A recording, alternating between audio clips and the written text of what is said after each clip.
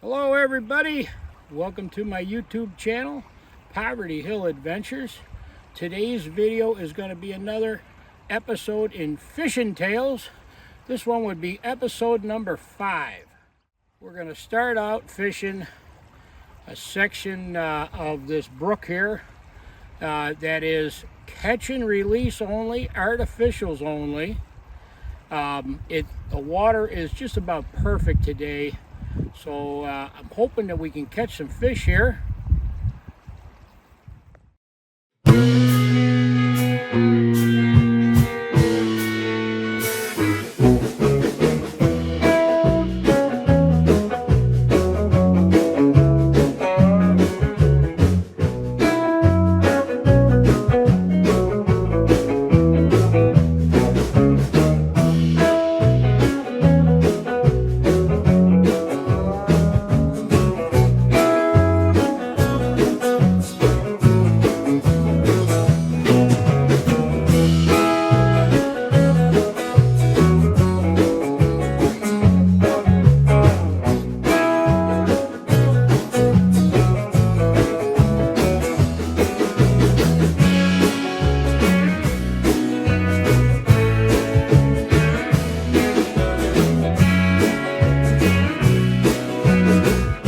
This section pretty hard, not even a bite.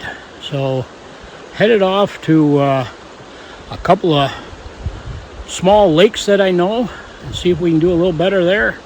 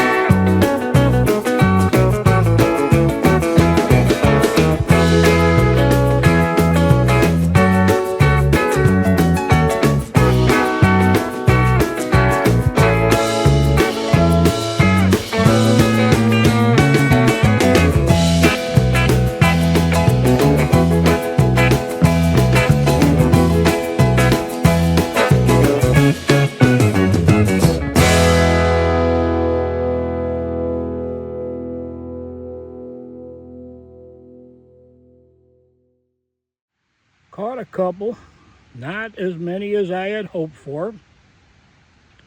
We're just about ready to call it a day, go back to the cabin, have dinner. The place here, beautiful little lake by the old School of the Forest, and just a beautiful spot. And we're seeing a few fish jumping, but they're certainly not interested in being caught.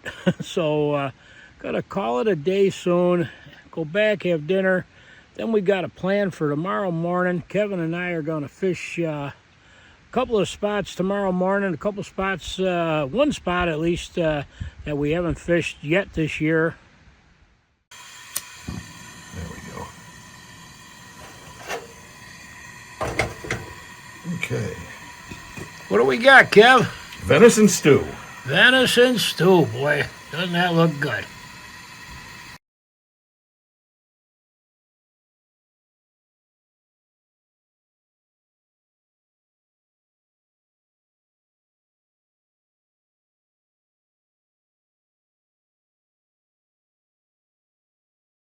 Some sort of weather's coming in. We got quite a lightning show here. The temperature has dropped considerably in the last hour. I don't know how that's going to affect our fishing tomorrow.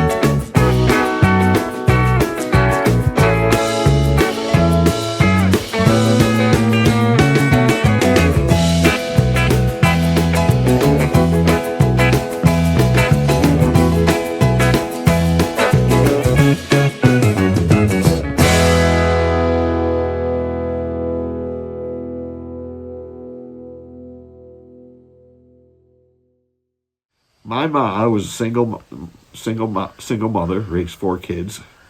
She had a boyfriend, Chuck Michalowski, and I believe he's long passed away now. He was an awesome guy. He took me and my 2 brothers, now we're going back into the 60s, to Chautauqua Lake, camping and fishing. And he had a fishing pole. Unfortunately, I mean, there was 3 of us and he only had 1 fishing pole, so it was a raffle between me and my brothers, and I won the fishing pole. It had a Zebco 202 on it. I don't know if I ever caught a fish on the darn thing, but back in the 60s at Chautauqua, I won the fishing pole. And also, that's where I saw he used a black jitterbug and off the dock caught a largemouth bass. That was the first time I ever saw a fish caught on a jitterbug, and I've loved jitterbugs ever since.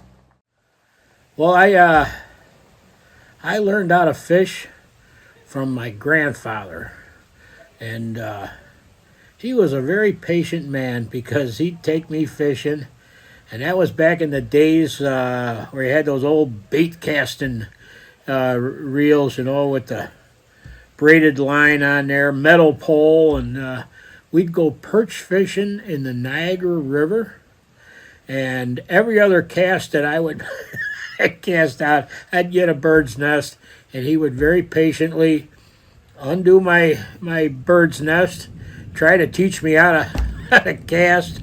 We would catch some perch, and back then we would keep them, and my grandpa would take them home, show me how to fillet them up, and then we'd fry them up or whatever.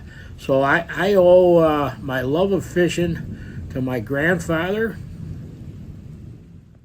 A little later on, when I graduated to a modern fishing reel, a Zebco 202. Remember the spin casting Zebco 202s? That was my first fishing rod. That was like a light year, a leap, whatever, in technology.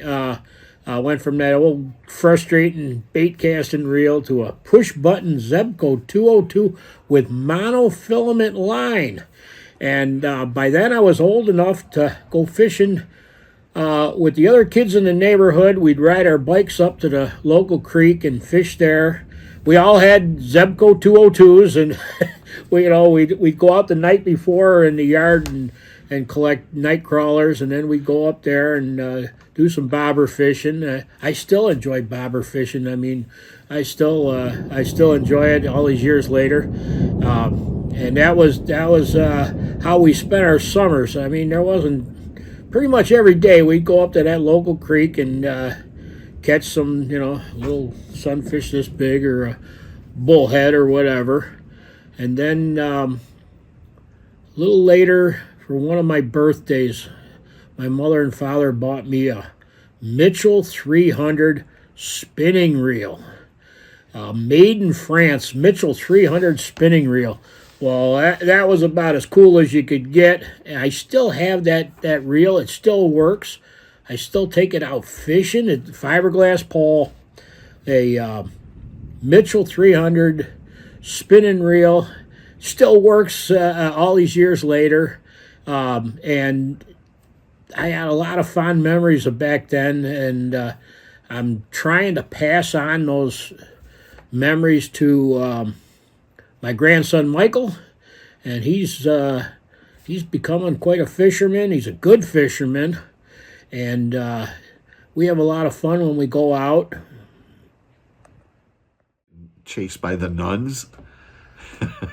Me and my buddies, we rode our bikes across town to go fishing at Glens Falls, which is outside the city. It's in a suburb.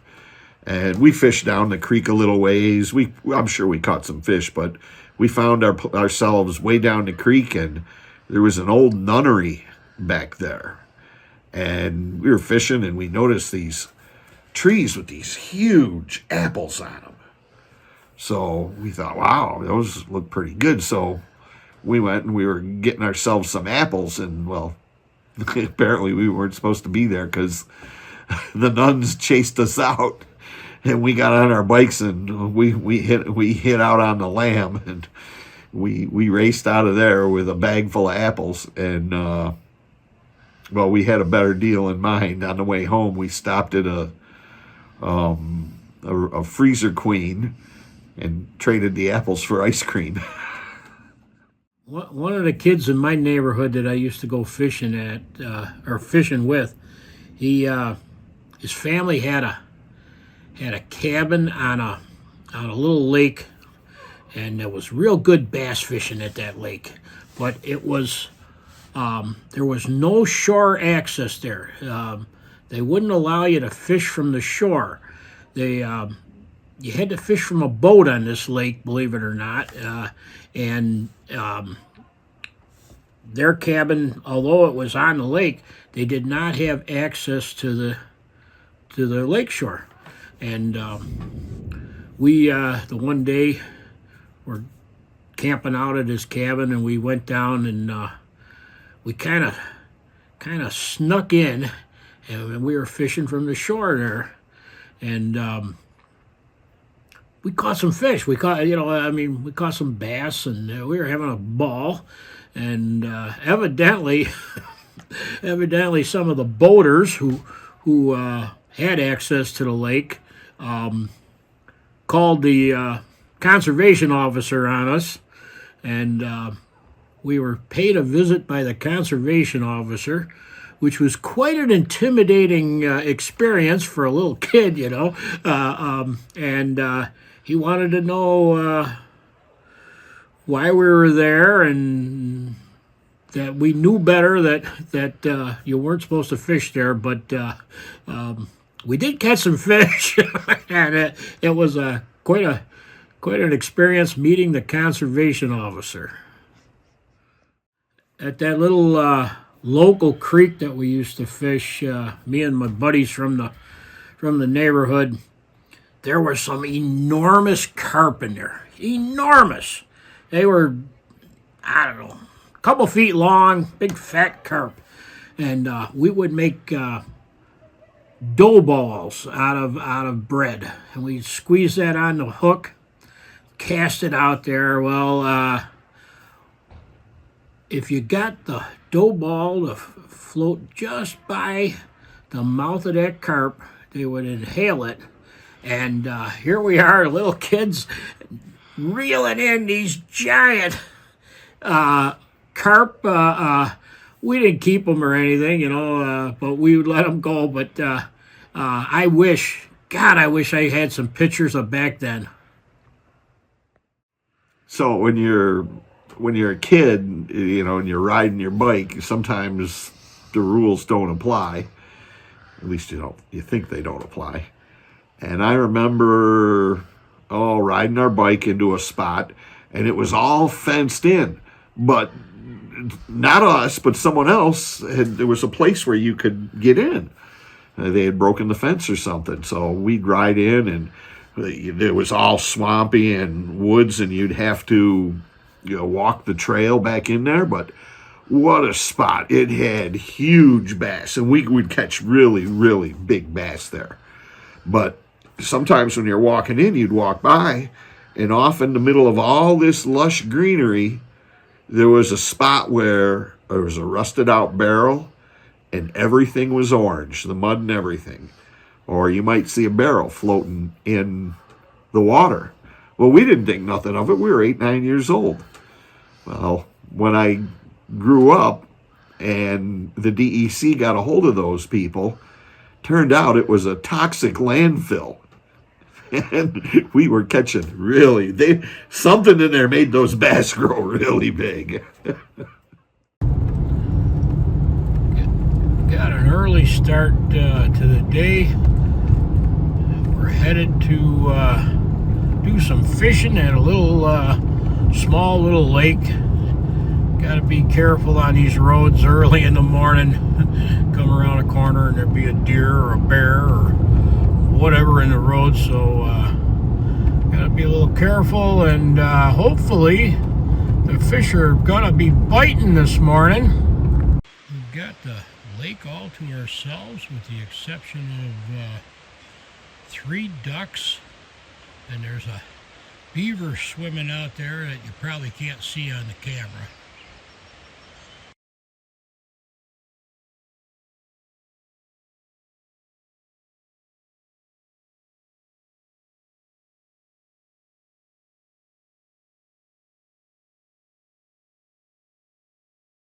The sun's going to come up. It's an absolutely beautiful morning out here. Yeah, first thing, Brian saw a couple of beaver and there's ducks flying, and the fish are rising, but so far they're not biting. What an incredible start to the day. Even though we didn't catch any fish at that spot, to just being there at sunrise and watching the sun come up and the ducks and the beavers out on the pond, and it was just an incredible way to start the day. But the fish were not biting, so we are headed for another spot.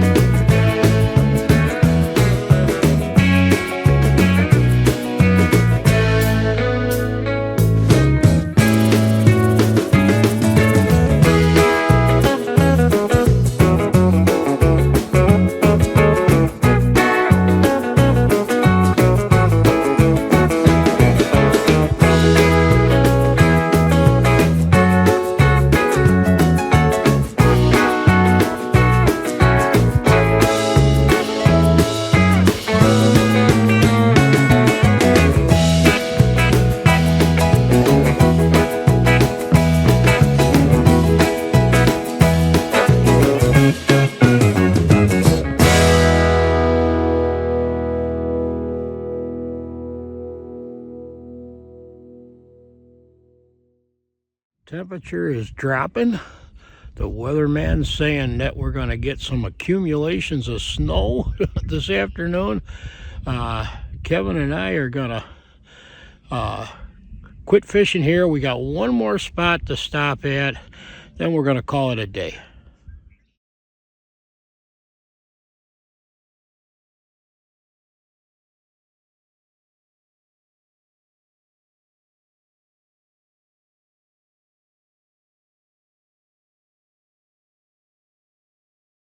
Well, the weather's really taking a turn for the worse. It's getting really windy. We're at the last spot we were going to fish, and I don't think we're going to stay here long because it's starting to turn to rain, and then that's going to turn to snow. So Kevin's going to end this video. Well, I want to thank you for coming along on this Poverty Hill adventure. I blew it. I want to thank you for coming along on this Poverty Hill adventure. And I want to remind you, always believe in yourself when no one else does. Keep on trucking. Good job, Kevin. Enjoyed fishing with you. I enjoyed fishing with you too, Brian.